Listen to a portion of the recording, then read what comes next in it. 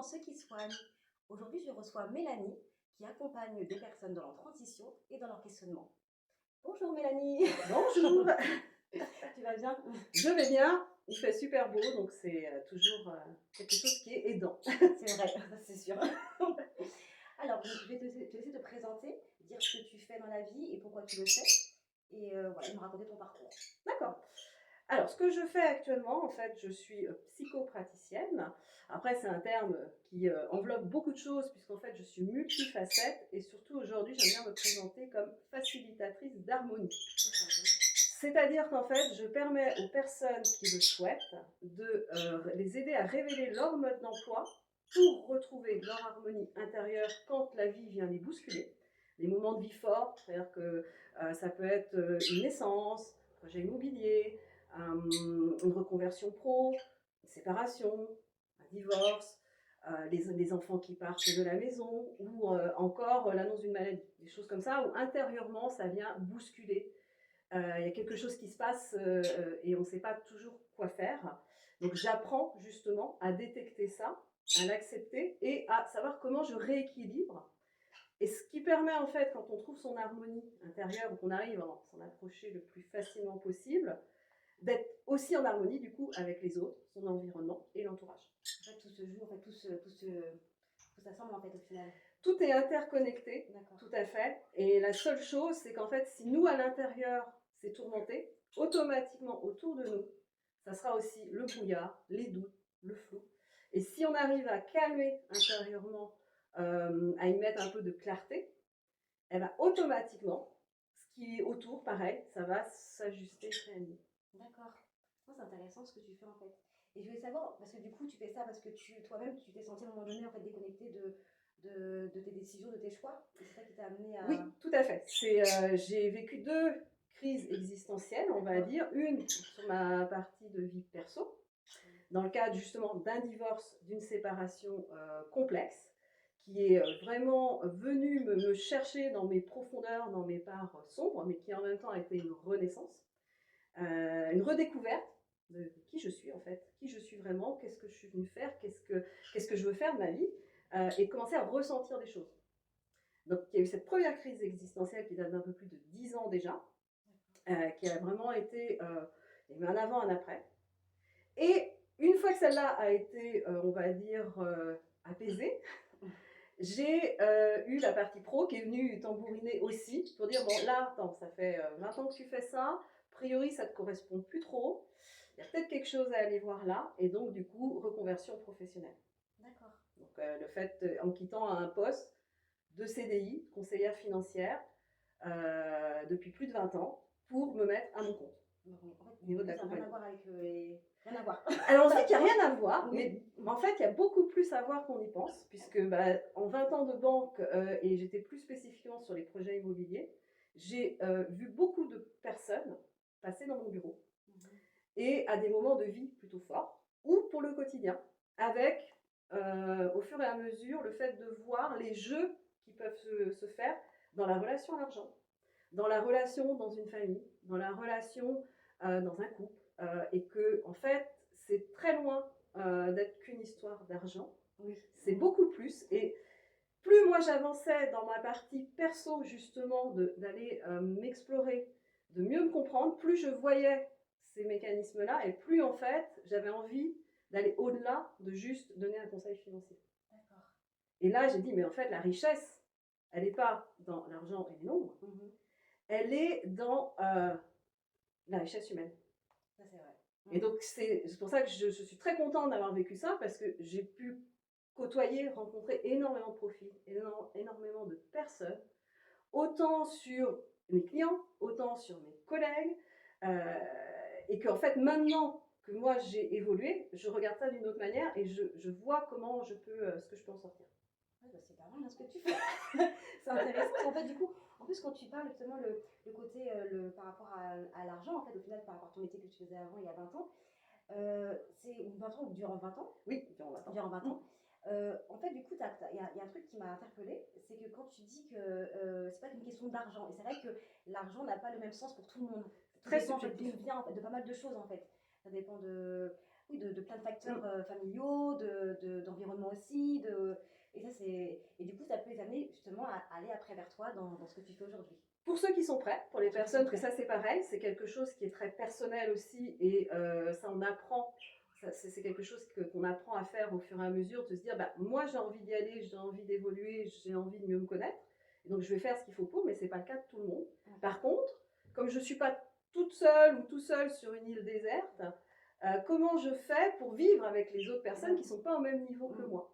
Et ça passe par le fait justement de se connaître soi. Et en fait, rien que déjà d'aller à sa rencontre, mais vraiment de manière honnête, sincère, bienveillante, sans jugement, c'est pas quelque chose de naturel, c'est pas quelque chose d'inné, mais c'est là qu'on a vraiment, qu'on peut trouver notre essence et qu'on peut retrouver notre élan de vie. Vraiment ce qui nous anime, un peu comme l'enfant qui commence, qui ne sait pas au début, qui se pose pas de questions et puis il y va. Et c'est ce qui te fait grandir. Et donc c'est vraiment dans cette idée-là que, comme moi j'ai pu voir ce que ça a fait sur moi, j'ai pu me dire, tiens, ça c'est quelque chose, il y a quelques années, j'aurais dit c'est impossible. Mais au final, je l'ai fait.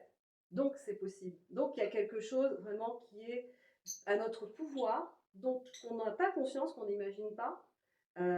Et à un moment, il y a un événement généralement de vie, soit extérieur ou intérieur, qui vient faire le déclic, qui vient faire évoluer. Quand on va regarder dans le détail, moi ça a été le divorce.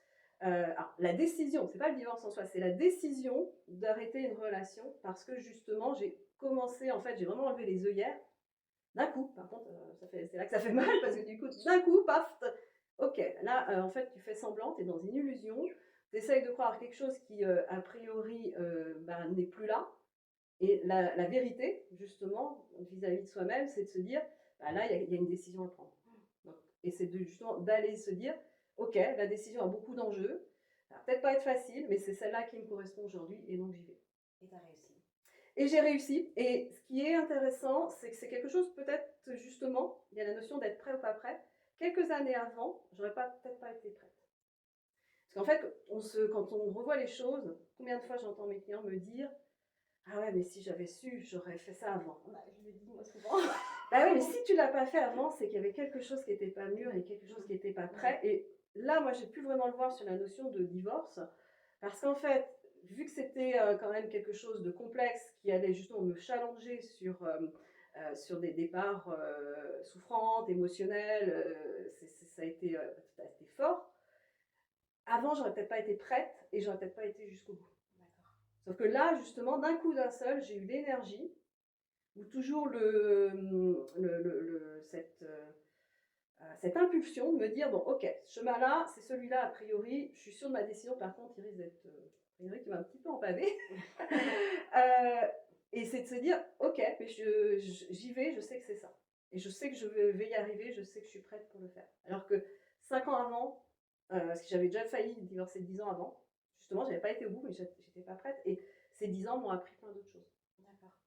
Et comment tu fais du coup pour que les personnes que tu accompagnes trouvent le moment en fait où ils sont prêts, ou alors si au moment où tu les accompagnes ils changent d'avis, ils se disent non en fait c'est pas le moment, enfin comment tu fais pour du coup qui se ressentent en fait un peu sur eux pour pouvoir justement être trouver leur chemin tu vois. Alors, ce qui va être en fait important, c'est de trouver d'être à l'écoute, et c'est ça que j'essaye de leur apprendre, de savoir qui est-ce qui pilote à l'intérieur d'eux, parce qu'en fait, il y a la notion de la peur et la notion du cœur, qu'on entend beaucoup parler. Et cette marge, elle est très très subtile. Et donc en fait, le but, c'est des fois, même si j'ai peur, c'est quand même d'y aller, parce que je sens qu'il y a quelque chose derrière, mais sans non plus vouloir faire un trop grand pas, parce que là, dans ce cas-là, c'est sidérant et on ne peut plus rien faire.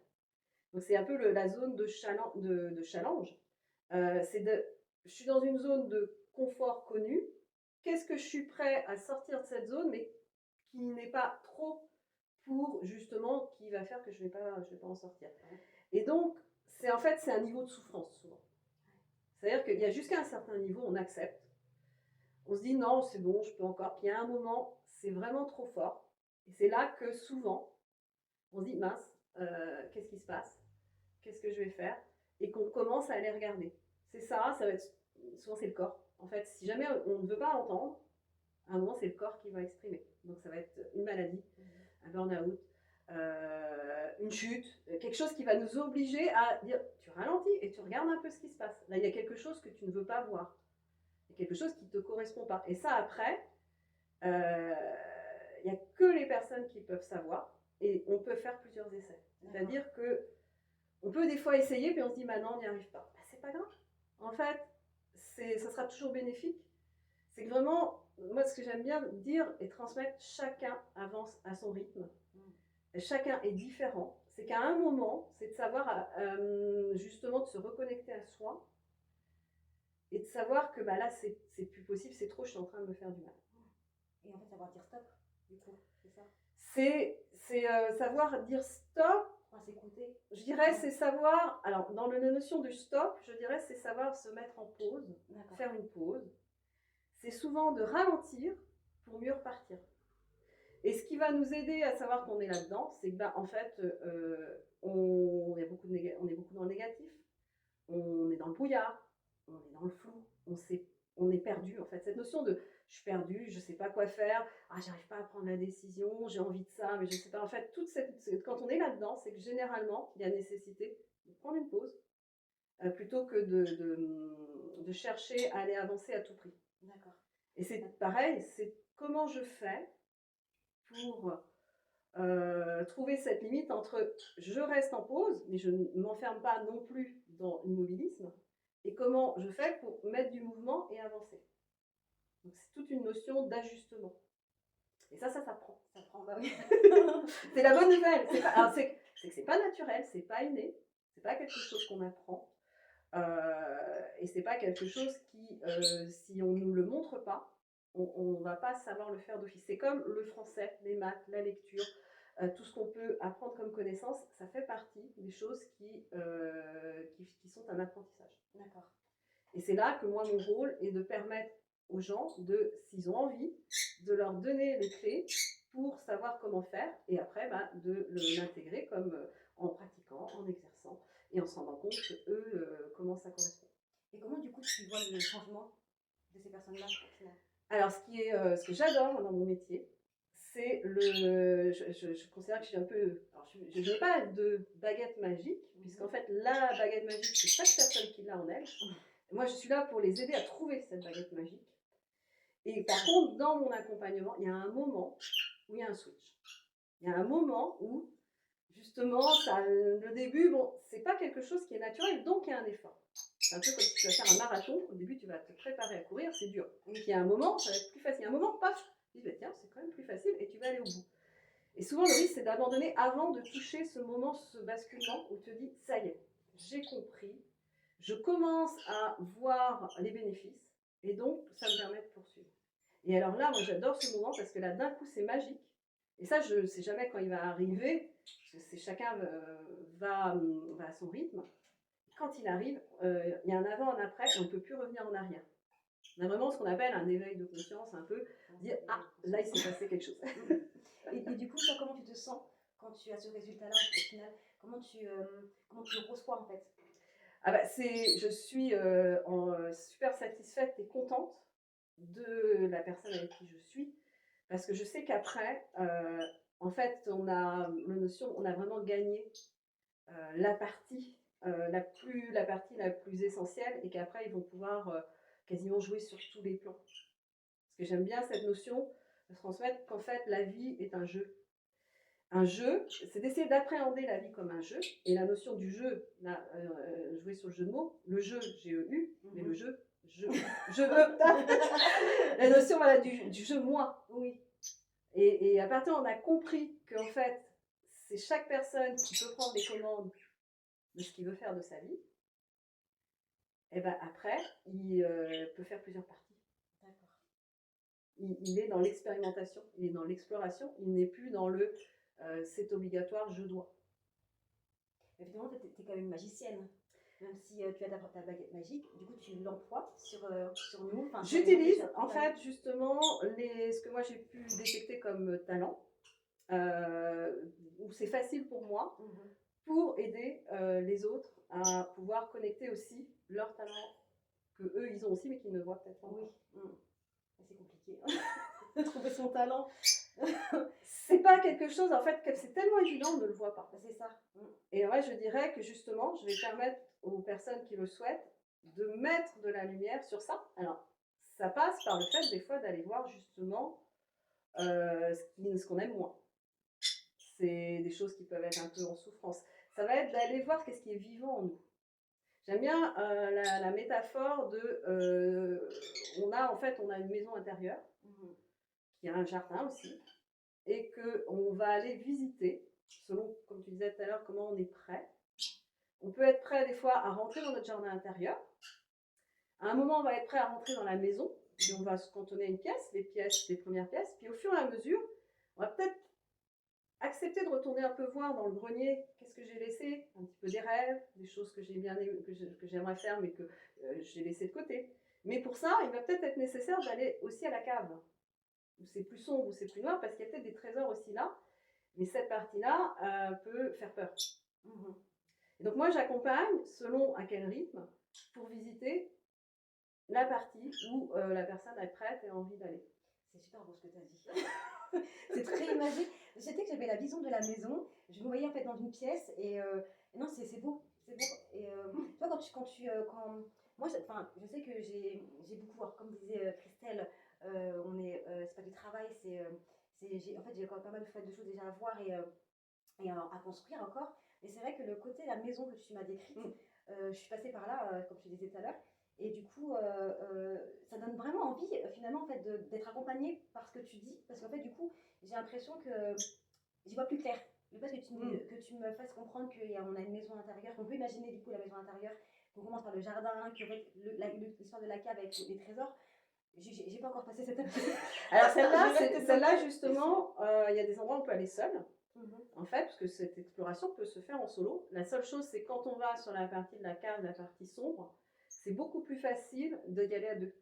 De savoir que justement, j'ai envie d'aller là, mais j'ai tellement peur, je ne sais pas comment c'est, que j'y vais pas. Et pourtant, ça me titille. Oui, bah oui, j'aimerais bien. Et en fait, à un moment, si quelqu'un passe et dit, bah tiens, on y va à deux.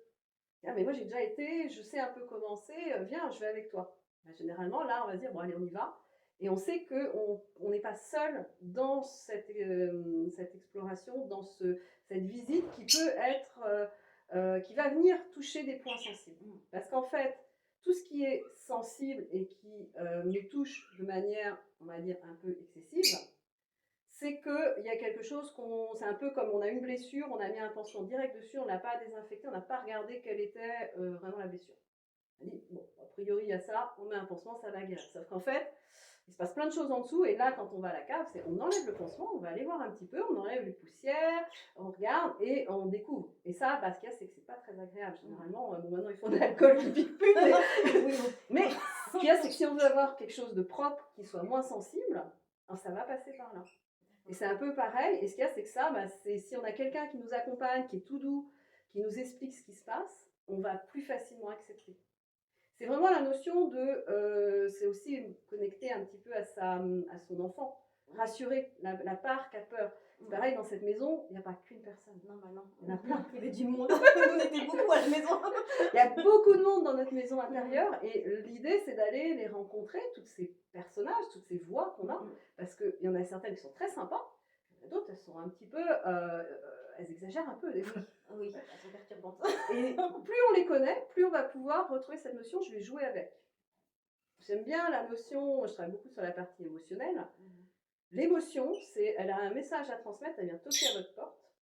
Si vous ne lui ouvrez pas la porte, elle va revenir d'une manière ou d'une autre, par la fenêtre, par la cheminée, elle va venir de plus en plus fort parce qu'elle a un message. Et tant qu'elle n'a pas transmis son message, elle n'a pas fait sa mission. Et une fois que vous ouvrez la porte, elle peut laisser le message. Et une fois que vous avez le message, c'est vous le repartez. Qu'est-ce que j'en fais?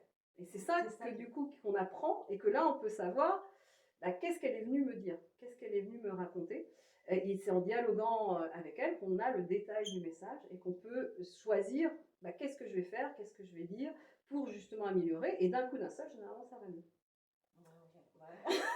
C'est très intéressant. Mais en fait, t'es sensible. Alors oui, T'es sensible. Et d'où ça vient en fait ta sensibilité que tu as aujourd'hui? alors c'est Ton quelque... ressent par rapport à tes mots, par rapport à les images que tu peux mettre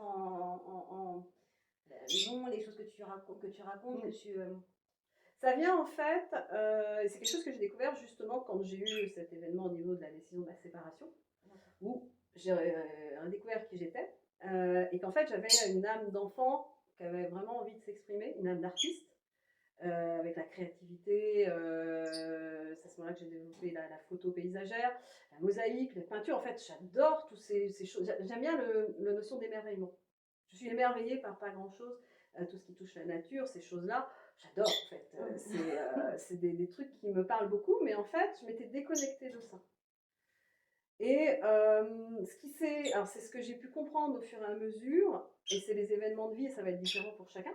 Mais c'est vrai que j'ai eu un événement dans ma préadolescence qui inconsciemment, parce que ça n'a pas été conscient, inconsciemment a dû fermer certaines choses en moi, qui font que du coup je suis rentrée un peu dans un cadre, dans une certaine routine, et cette partie un peu fofolle, un petit peu qui a envie de s'amuser, elle a été un peu mise de côté. D'accord.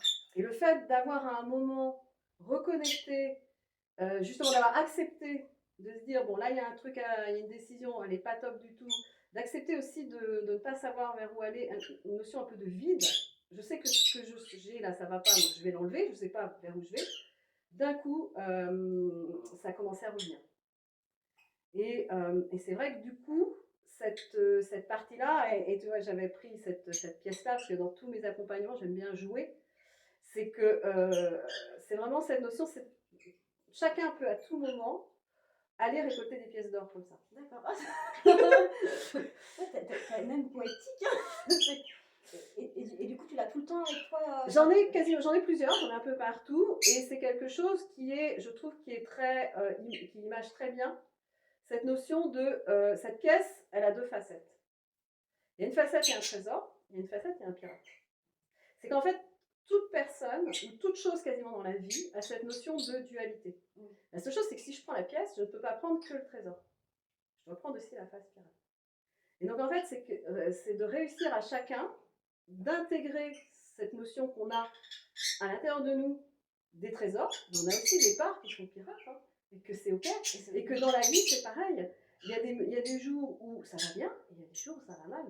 Que dans les émotions qu'on ressent, il y a des émotions agréables, des émotions désagréables. Sauf que je ne peux pas prendre la joie sans prendre la tristesse. C'est pas l'un ou l'autre. Et c'est là-dessus que par contre, de connaître dans notre fonctionnement qu'on a en fait l'être humain par défaut, il a besoin d'être un peu éduqué, piloté. Si on ne fait rien, il se met en mode automatique, et le mode automatique, il va voir que la partie pirate. C'est ça. Dans la vie. Et que ça s'apprend à switcher et à apprendre à regarder et à voir le trésor. Alors que ça peut être la même chose. Donc c'est ça que j'essaye de transmettre en s'amusant. Et ça c'est important. C'est important. C'est important. Mais c'est un très beau métier que tu fais. Merci. Mais vraiment un métier. Et je pense que tu vois, en fait, dans les EHPAD, dans les structures, enfin peu importe, nous les soignants, toi aussi pareil, mais les gens qui sont vraiment auprès des personnes âgées, c'est vrai qu'on a ce côté, en fait, la pièce où en fait on veut souvent que tout aille bien, que tout soit parfait, qu'on a famille le matin puisse manger son repas midi. Et en fait, non, il faut accepter aussi que de l'autre côté, que la personne a une vie, qu'elle a son histoire de vie, que parfois elle est mal, qu'elle n'a pas faim. Et c'est en fait tout un truc en fait et comme tu l'as dit, l'être humain on a été conditionné comme ça en fait. On est constamment, malheureusement, et peut-être heureusement aussi en lutte contre soi-même. L'idée c'est justement de sortir de cette lutte, mais oui. et que cette ambivalence et fait partie de la vie, et fait partie des cycles. De toute façon, il y a le jour, il y a la nuit, il y a l'été, il y a l'hiver. Et si on cherche, il y a les cycles, il y en a partout. En fait, tout est cycle, tout est mouvement. Et que du coup, c'est pour ça qu'on est vivant aussi. C'est pour ça que justement ça bouge. Et qu'à partir on accepte de se dire, en fait, ça peut pas, la vie n'est pas figée, et c'est pour ça que c'est vivant. Et que j'accepte qu'il y ait des choses qui bougent. Et que sur ces choses qui bougent, il y a des choses sur lesquelles j'ai la main, j'ai du pouvoir, et d'autres j'en ai pas. Et c'est de détecter la différence entre les deux, celle où j'ai du pouvoir, bah, je peux choisir où je mets mon énergie, je prends mes responsabilités et ce que je peux faire à hauteur de ce que mes peurs me permettent, et c'est là qu'on apprivoise et qu'on avance par petits bouts, de tout ce sur lequel je n'ai aucun pouvoir et qui ne m'appartient pas, et que là j'aurais beau faire quoi que ce soit, bah, ça ne bougera pas et qu'en fait je vais m'épuiser. Et c'est d'apprendre à discerner ça. Et ça passe par ce qu'on a dit tout à l'heure, bah, ça passe par le fait des fois de se poser. Et j'aurais tendance à dire, moi, s'il y a une chose un seul conseil que je donne, parce qu'après, on va y mettre à l'intérieur, chaque personne est différente. Mais ce conseil-là, il est universel, c'est de prendre des rendez-vous avec soi-même régulièrement. Même si ce n'est que 3 minutes. C'est énorme, parce que si on commence de toute façon à se dire, je vais prendre une demi-journée, une journée, même 1 heure, des fois c'est trop. On est dans une société, ça bouge dans tous les sens. Mais juste se dire, allez, je prends 1 minuteur, 3 minutes c'est pour les d'accord. Pendant 3 minutes, je coupe tout. Par contre, je me connecte à moi et je regarde, j'observe, qu'est-ce qui se passe? Qu'est-ce que je me raconte? Qu'est-ce que je ressens? Comment est mon corps? L'idéal, c'est de noter, parce que l'écriture est super puissante et très libératrice déjà à base. Juste ça, sans chercher à analyser, sans chercher à savoir pourquoi ou à trouver une solution. Tu fais ça régulièrement. Il y a un moment où tu vas te dire, ah ouais, il y a vraiment quelque chose qui va changer. Et après, on peut passer à l'étape suivante. Qu'est-ce que j'en fais de ce que j'ai pu observer? Il y a un système de décodage, il y a un code, on peut le décrypter, et il y a un message. Et plus on le fait, plus on va être à l'aise, et plus on va se sentir à l'aise avec les autres. En fait, c'est apprendre à s'aimer, au final. C'est encore plus fort que ça. Parce que alors, l'amour de soi n'est qu'une composante de la maison. D'accord. Qui est essentielle, et c'est souvent la plus délicate, parce que ce qu'il y a, c'est qu'on essaye, si on se concentre que là-dessus, on essaye de la remplir, sauf qu'elle est percée. Aïe. Okay. Donc, plus tu la remplis, si elle est percée, ça ne dure pas longtemps. Ok. Et donc, pour justement qu'elle ne soit plus percée, ça passe par l'acceptation de soi. Et justement, l'acceptation de soi, dans toute son intégralité, avec ce qu'on aime et ce qu'on n'aime pas. Donc, c'est la bienveillance, du sans-jugement. C'est des termes qui sont beaucoup utilisés aujourd'hui. Donc, c'est d'accepter son imperfection, je dirais, de manière concrète. Accepter qu'on est des êtres imparfaits et que c'est justement ça qui est beau. Et là, une fois alors, c'est l'étape la plus, par expérience, elle est très facile à comprendre. Par contre, à l'intégrer dans le corps, à la vivre, c'est autre chose. Et même moi, encore aujourd'hui, il y a des moments où ok, je vois très bien ce qui se passe, sauf que intérieurement, il y a encore des choses que je ne maîtrise pas. Et heureusement. Et plus on s'entraîne, et plus au bout d'un moment, on détecte et on comprend. Et c'est vrai que l'idée, moi, des personnes que j'accompagne, c'est que justement, elles n'aient plus besoin de moi. Sauf si des fois, il y a une grosse tempête, où là, bah, c'est d'être à plusieurs, être à deux, avoir un autre regard est vraiment aidant. Mais là, pour tout ce qui est le courant, ils n'ont plus besoin de moi. Parce qu'ils ont compris, ils ont trouvé, eux, comment faire, justement, et débrouiller, être le capitaine, en fait. Et ben ça me fait une prison, parce que du coup, je pense que je vais faire l'exercice. Parce que autant apprendre à m'aimer, c'est ce que j'essaye de faire, et ce que, en partie, oui, je mets en place. Par contre, l'image de la maison percée, je pense qu'elle l'est aujourd'hui encore pour ma part, et je vais apprendre à me poser. Parce qu'en fait, c'est énorme, en fait, de devoir justement se mettre comme objectif de s'aimer, parce que c'est tellement fort, ça peut être un objectif trop d'enjeux. Et donc, c'est de revenir à des choses simples. Là, moi, c'est vrai que j'ai créé un espace qui s'appelle les colibris coloriés. Le but, c'est ça, on revient à des choses simples. Les 3 plaisirs du jour. En un temps, et aujourd'hui, à quel moment j'ai senti un plaisir simple? La notion, bah tiens, là, si je prends 30 secondes, comment je me sens? Qu'est-ce qui se passe? Qu'est-ce que je me raconte? Et le plus dur, c'est d'essayer de ne pas se mentir à soi-même. Au début, on va se dire, ouais, ça va bien, en fait, alors que c'est très bien que, ouais, mais parce qu'il y a justement, on a plusieurs personnalités en nous, on a plusieurs choses qui se racontent, et c'est d'apprendre à les discerner.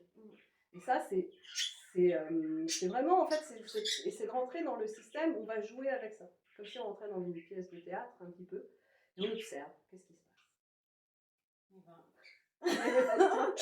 C'est génial. Mais oui, non, je vais faire l'exercice. En fait, je traverse des moments assez délicats par rapport à ce que j'ai appris il y a pas si longtemps. Mais c'est vrai que là, j'ai eu la. En fait, tu m'as transmis, en fait, j'ai eu la conscience de quelque chose, en fait, que oui, effectivement, quand tu as dit qu'il faut, en fait, comprendre qu'on ne peut pas se laisser aller, en fait, et là, je me suis dit, mais mince, si un jour je me pose, mais vraiment 3 minutes, et que je laisse aller vraiment, parce que moi aussi, hein, ça va bien, tout est ok, et en fait, je me dis, waouh, je pense qu'il y aura des larmes, C'est des larmes. là, c'est la notion de vulnérabilité. C'est la notion de. Alors, c'est ça, et ce mot, il y a énormément de manières de le lire. J'aime beaucoup jouer avec les mots sur les définitions. Quand on regarde qu'est-ce qu'il y a derrière, c'est très subjectif. Un même mot, quand il n'y a pas de contexte, va être interprété d'une manière extrêmement différente d'une personne à l'autre. Alors que c'est le même mot à la base. Et c'est ce qu'on va y mettre autour, et c'est notre histoire, notre expérience qui va faire que c'est différent.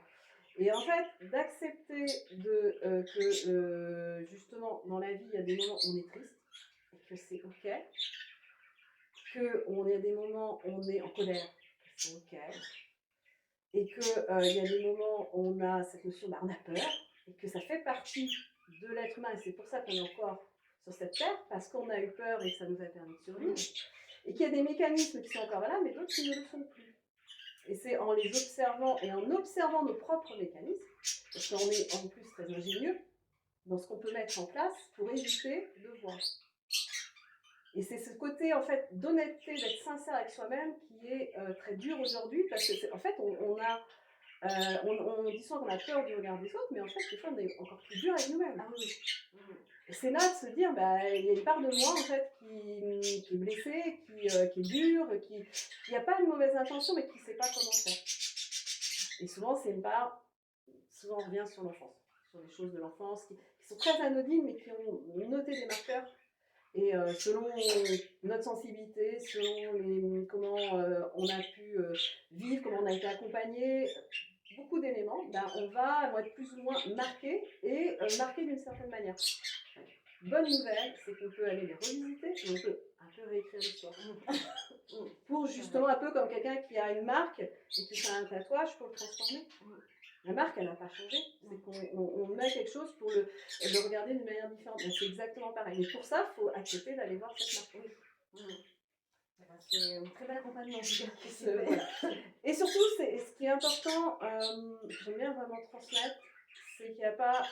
C'est de sortir de la notion du bien faire. Le nombre de personnes que je vois qui a cette notion, je n'ai pas été bonne élève, je n'ai pas fait ce que tu m'as dit. Je dis, c'est pas grave, t'es pas à l'école. Là, justement, s'il y a bien une chose, c'est intéressant de voir si tu n'as pas réussi, c'est qu'il y a quelque chose qu'on n'a peut-être pas vu qu'il faut aller voir avant. Et de vraiment s'apporter cet amour, du coup, parce que c'est l'amour à soi-même. Comme on préfère un enfant, t'as pas réussi, mais c'est pas grave, on va recommencer. C'est pas la fin du monde. Par contre, c'est normal que tu sois triste, parce que tu avais envie de réussir le premier coup. Et c'est de piloter un petit peu ces ficelles qui sont très subjectives. Et c'est là que moi j'aide à, pour ceux qui ont envie, je vais avec vous, parce que justement, je connais les mécanismes, et on va aller jouer avec ça. On va mettre des mots, on va donner des choses qui vont faciliter. Je vais vous donner en fait des méthodes qui vont vous permettre de faciliter et trouver aussi laquelle vous correspond le mieux. Il y a une base, et après chacun va trouver la maison intérieure, on va dire, est faite de la même manière, mais après la déco n'est pas pareille. La disposition n'est pas pareille, mais à la base, il y a toujours dans toute maison une cuisine, une chambre, on va dire, il y a une base qui est identique. Par contre, chaque maison est différente, chaque maison est unique. C'est exactement pareil. C'est d'apprendre à aller dire, mais tiens, moi, j'ai envie que ça soit comme ça. C'est une très belle façon de prendre soin des personnes. Mais vraiment. Et du coup, je découvre en fait ton métier parce que je ne connaissais pas du tout. Et je trouve ça vraiment intéressant. Et du coup, ça, en fait, par rapport à Christelle et Delphine, en fait, tout est lié en fait au final. C'est vrai que quand je disais le soin, comme vous dites tout d'ailleurs, le soin c'est un mot très large. Et c'est là que je découvre aussi des métiers que je ne connaissais pas. Le tien, je ne savais pas du tout. Je ne connaissais pas du tout en fait la manière dont vous accompagnez une personne pour devenir ce qu'elle aimerait être ou ce qu'elle est déjà de base. Voilà, c'est en fait accepter accepter et vouloir mieux se connaître pour être vraiment qui on est, justement. Alors, c'est une démarche qui peut faire peur, hein, parce que quand on se dit mais qu'est-ce que je vais découvrir, parce que souvent il y a des changements derrière.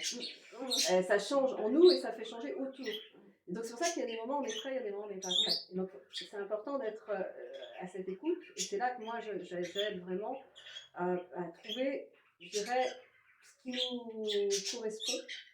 Et des fois, même si c'est pas grand chose, c'est que c'était déjà ça. Et ça va être de vraiment, ce métier-là, en fait, on est plusieurs à le faire, et chacun on a notre couleur. Et c'est pour ça que justement, des personnes avec qui la manière dont j'accompagne va switcher, va correspondre tout de suite, et donc du coup, ça va être fluide, et avec d'autres, ça va pas du tout. Justement, ils vont faire switch, non, ça va se faire pas, parce que je suis pas la bonne personne. Et c'est pas une notion d'outil utilisé, parce qu'on pourrait parler d'outils comme la PNL, le coaching, l'hypnose, mais ça va être la personne qui le pratique et qui le transmet qui va donner la couleur. Et c'est pour ça que c'est très important, quand on est dans l'accompagnement, de trouver quelqu'un avec qui on est en confiance et où on se sent bien, dès le début. Même si on peut avoir des peurs, des choses comme ça, mais s'il y a quelque chose qui on se dit mince, ça ne fait pas, ou justement on n'est pas à l'aise, c'est que c'est pas la bonne personne, il faut tenter une autre personne. Et c'est là que c'est pas facile, justement, obligatoirement de trouver tout de suite. Donc c'est essayer un peu de se dire, tiens, j'ai envie d'aller par là, bon j'y vais. À quelle hauteur je suis prête d'essayer, et se dire, si c'est pas ce coup-ci, c'est pas grave, c'est ça une autre fois. Ouais. Mais c'est vrai parce que t'as raison, parce qu'il faut pas rester. Enfin, ça va dans les deux sens. Autant on peut très bien, la personne qui va nous accompagner, ça ne fait pas, et inversement aussi. Donc du coup, il y a des gens malheureusement qui vont quand même forcer parce que voilà, on nous a dit que. Et en fait, non, il faut s'écouter. Tout à fait. Donc, parfois, il faut s'écouter. C'est vraiment essayer d'être en communication l'un vers l'autre, et que ça ne remet pas en cause la personne qu'on est. C'est ce qu'on appelle la notion d'incompatibilité. Et qui fait que c'est pour ça qu'on a cette diversité et cette richesse humaine aussi. Et c'est vrai que du coup, c'est vraiment de se dire, déjà si on a en fait un moment envie qu'il y ait quelque chose qui bouge, qui change, c'est quel est le premier pas que je peux faire vers ce changement, même si je ne sais pas ce que c'est. Justement, ça va être peut-être, je vais aller à un atelier, je vais lire un livre qui va m'aider. En fait, il n'y a pas la notion j'aime bien la notion du micro-pas. J'aime bien la notion, il n'y a pas de petit ou de grand pas. Il y a le fait d'être en mouvement, de faire un pas. Et rien que ça, c'est déjà énorme. Même si je décide de commencer le sport, le premier pas, je vais déjà aller acheter des tennis. Je ne sais pas encore si je vais y arriver, mais j'ai déjà acheté des tennis. Si je n'ai pas de tennis, je ne risque pas de faire du sport. Et plutôt que de dire, tout de suite, je vais faire un marathon. C'est pas la même chose. Je vais acheter des tennis et je vais faire un marathon. Bon, les tennis, c'est accessible. Et une fois que j'ai acheté les tennis, ok, maintenant, qu'est-ce que je fais avec ça? Je vais peut-être regarder où est-ce que je pourrais aller courir. Je ne vais pas encore courir. Où est-ce que je vais aller marcher? Est-ce que je marche ou je cours? Je vais aller marcher. Mais où est-ce que j'ai envie d'aller marcher? J'ai envie d'aller marcher en forêt ou à la mer? Ou en ville? Ou chez moi? Mais c'est dingue, c'est clair ce que tu dis, je vais mettre en pratique parce que moi j'ai tendance des fois à me dire, moi c'est compliqué, avant même faire une recette, je cuisine pas beaucoup, et des fois on me dit, oui, fais la recette là, et je me dis, oh non, je dois dire la recette, c'est compliqué, et en fait je pense que je vais commencer par acheter une boîte de légumes, et à un moment donné, je vais me lancer parce que j'aurai ce qu'il faut à partir de moi, il sera peut-être facile pour moi de... Plus facile, et en fait c'est notre cerveau. Parce que du coup, j'ai étudié aussi ce qui est neurosciences, j'adore tout ce système-là. Si on lui amène trop de choses, il capitule et il dit oh non, moi je peux pas. C'est exactement ça. Donc faut être stratège, faut être malin avec son propre cerveau. D'accord. C'est vrai, donc en fait, oui. C'est vraiment cette notion de jouer avec soi-même. Et pour ça, il faut savoir quels sont les protagonistes en présence, pour pouvoir justement savoir quand il y en a un qui exagère, ou savoir justement nous, qu'est-ce qui nous permet de nous mettre en mouvement. Et ça, ce système-là, par petits pas, ça fonctionne. J'ai pratiqué. Mais trop de bons conseils. Merci beaucoup Mélanie. Moi j'ai une question à te poser. Oui. Une question, est-ce que c'est la question, c'est une question que j'en ai parlé un petit peu avant par message. Parce que je préfère en fait me demander si les gens sont à l'aise ou pas. C'est assez introspectif, mais après je peux très bien faire aussi très court. savoir ce que tu dirais à la petite Mélanie si elle était en face de toi. Alors, à la petite Mélanie, je lui dirais en fait aujourd'hui qu'elle a sa place et que justement, c'est pas en ayant sa place qu'elle prend la place de quelqu'un d'autre. Et justement que maintenant, eh ben, elle peut s'amuser comme elle en a envie. Voilà, une notion, c'est vraiment cette notion de sortir de sa cachette un peu, d'une certaine discrétion, et que il y a de la place pour tout le monde. Vraiment de ce côté-là. Ouais. Bah, bravo Mélanie, mais vraiment, bah, merci beaucoup pour l'interview. Merci à toi. Aujourd'hui, ça me fait vraiment du bien de t'écouter. Mais vraiment. Bah, je suis super, toi là déjà, moi je suis contente. J'ai transmis des graines pour toi, pour les personnes qui vont nous écouter. Et puis bah, c'est ça qui me fait du bien. Moi, en fait, c'est ce qui me nourrit dans le sens. Et ben, c'est parfait. Voilà. Merci beaucoup Mélanie. Et voilà, donc c'est terminé pour l'interview de ce jour. Je remercie encore Mélanie. Et tous ces conseils, ils sont vraiment géniaux. Et je vous dis à très bientôt. Prenez soin de vous. Bientôt.